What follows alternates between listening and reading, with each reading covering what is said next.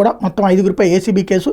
జోగి రాజీవ్ను సుదీర్ఘంగా విచారించిన అధికారులు తమ ఆధీనంలో ఉన్న భూములు కబ్జా చేశారంటూ సిఐడి కూడా కేసు.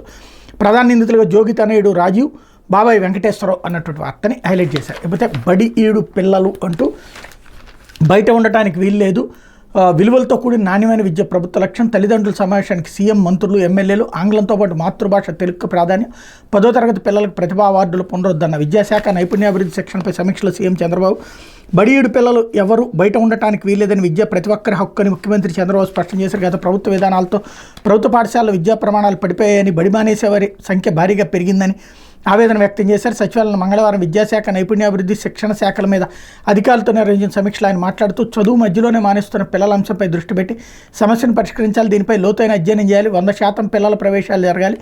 గ్రాడ్యుయేషన్ వరకు పర్యవేక్షణ ఉండాలి. కర్నూలు జిల్లాలో వలసల కారణంగా చదువుకు దూరమవుతున్న పిల్లలను రెసిడెన్షియల్ బోర్డుల్లో చేర్పించాలి. కేంద్ర ప్రభుత్వం తీసుకొచ్చిన అపార్ ద్వారా ప్రతి విద్యార్థికి శాశ్వత గుర్తింపు నెంబర్ ఇవ్వాలి అన్నటువంటి వార్తని హైలైట్ చేశారు.